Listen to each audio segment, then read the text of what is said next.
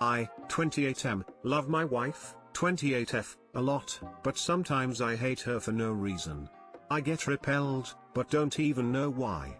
It's this normal? We have been married for 2 years and I love her, respect her, value her, and she's very important in my life. But sometimes for no reason, I am literally repelled from her, both emotionally and physically. The strange thing is that it's for no particular reason. After some time or a day, it becomes normal. I don't know why it happens. It's this normal? It's this weird? Any suggestions to identify the cause and solve it are welcomed. Thanks. Too long didn't read. I hate my wife sometimes for a short episode even though at a broader picture I love her a lot. Why? Edit, update. After reading all the comments, I thought hard for a couple of days and it was very difficult to go deep. I feel it could be due to a combination of multiple things but in different proportions. This pandemic making me frustrated a lot and my subconscious finding an easy target to blame someone and feel that I am escaping. Could be some hidden or suppressed resentment for things I thought I have forgiven but actually not really, and I don't even know what. Some aspects of myself or her in the relationship that I am still rejecting subconsciously. But since I know that there's something that needs to be addressed, I'm in a better position to tackle it. Thank you so much, Reddit community.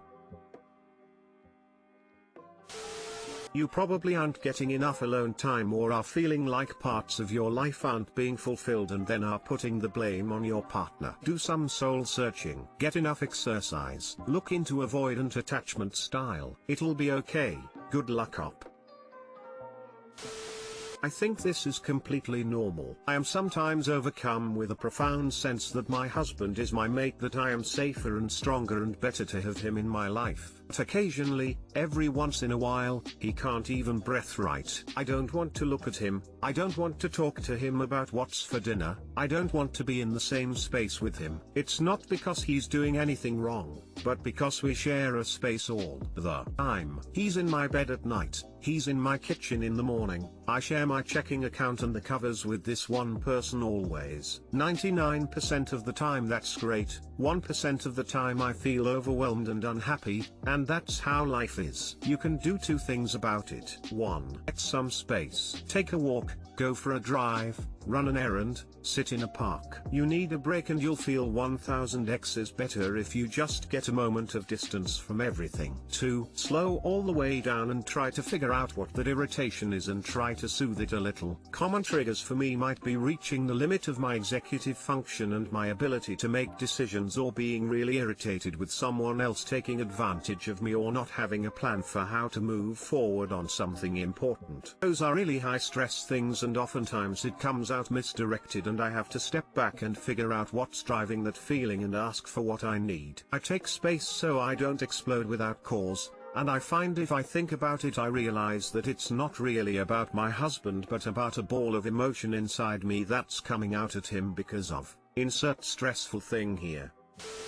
I would get this way with people, my dog, who I love more than anything, you name it. And it took me way too long to realize that when I feel that way it's because a migraine is starting. It's the strangest thing, but ever since I put 2 and 2 together, it's been a life changer. So perhaps there's a physical/medical reason for you feeling this way? I call this I can't even with your FaceTime, and it usually signals that my partner has come up against the limits of my introversion, which takes him a long time to do, but it happens. I'd quite like a bit of info here. When you're repelled by her, what do you see? Do you see someone who requires time, attention and emotional and mental energy that in the moment you maybe just don't want to deal with? Someone who needs you in a needy kind of way? Overall, do you find it draining to be around her? Most importantly, do you feel this way with other people? Do you feel like you have to perform a role like husband, lover or friend? What do your needs look like when this happens? Are you stressed after work, hungry or tired? When you're attracted to her and enjoy her company, is it just when your needs are met? Do you get bored of I'm 100% into this relationship, this is the woman for me? Lots of questions there to identify why you feel this way. You might think there's no reason, but it's difficult to pin down an emotional reaction sometimes.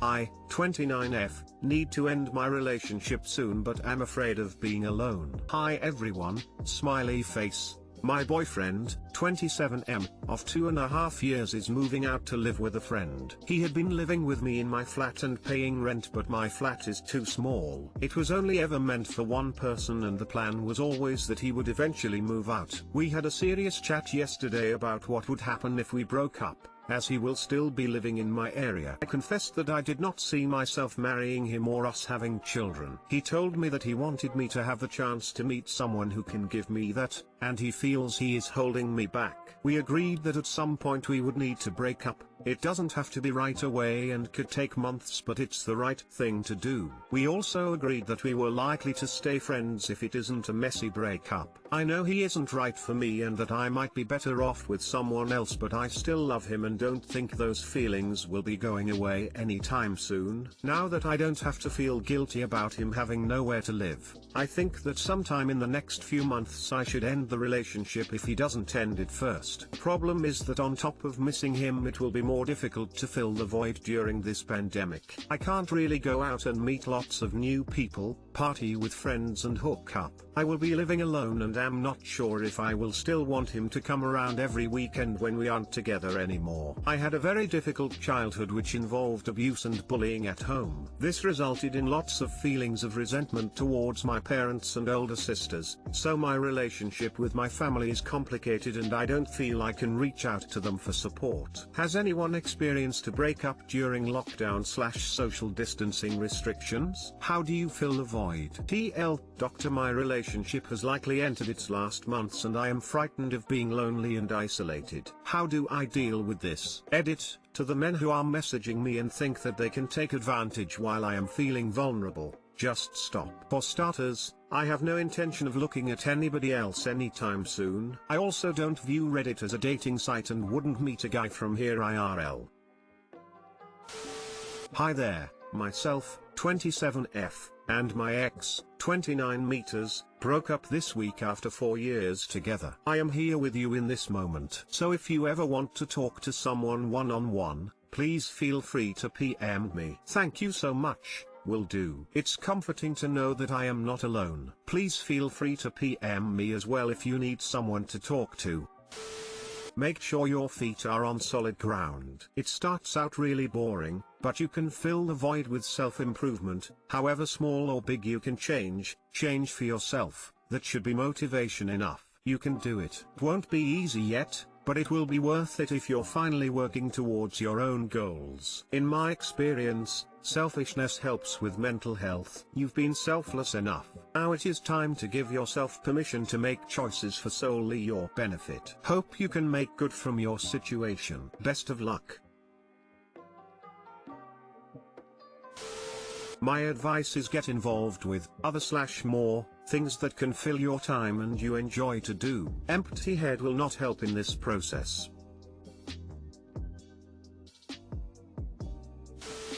My 37M fiance, 35F, wants to see a couples therapist and I feel so nervous. My fiance and I have been together for about 3 years. Like any other couple, we have our spats here and there, but all in all love each other very much. The positives outweigh the negatives by far and I want to spend the rest of my life with her. I unfortunately have to say that in the past few months we've had a few explosive arguments. None of the issues have to do with things like breaches of trust, abuse, finances, and over pretty minor miscommunications like scheduling confusion, or household issues. We also both express ourselves much differently under pressure in terms of tone, language. She also tends to get frustrated and cry pretty easily, and lately if she detects me raising my voice, she'll raise hers even louder. Given that the roots of these issues are in the big picture, pretty simple. The fights are usually resolved as quickly as they escalate. It's obviously very stressful while it's happening, but it's never caused me to think twice about the relationship. We recently went on a trip to visit her folks, in a socially distanced fashion. She has been having some family issues over the past couple of years, so I could just tell that there was a lot of stress going into it in the first place. Plus we haven't had to plan anything in the past year due to COVID. In short, some logistical stuff caused us to get into a couple of pretty heated arguments that, as usual, were solved pretty quickly. I ended up going home sooner than she did. After she got back,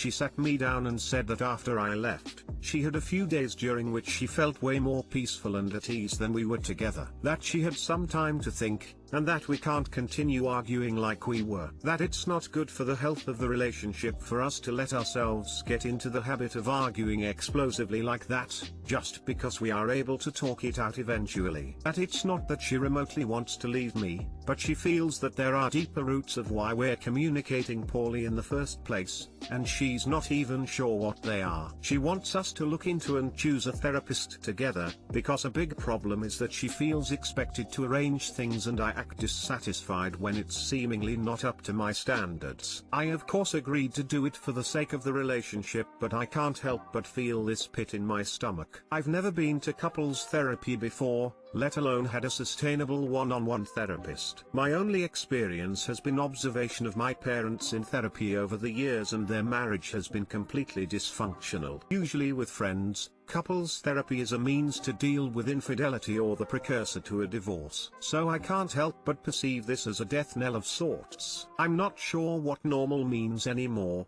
but any insight regarding therapy as a preventative measure earlier in a relationship would be appreciated. Too long didn't read. My fiance and I have been getting into unnecessarily heated arguments but still love each other very much. She wants to see a couples therapist and I'm concerned that deep inside she wants to leave.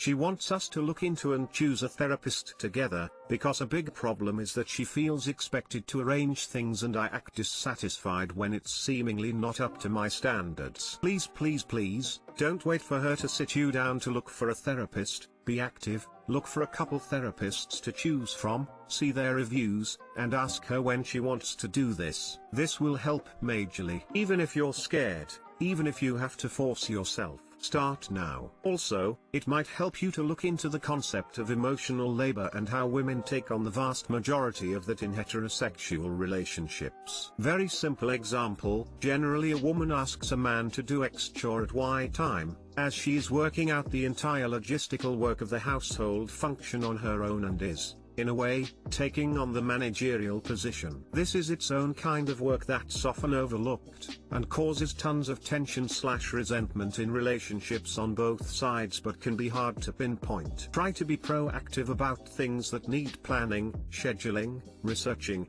etc.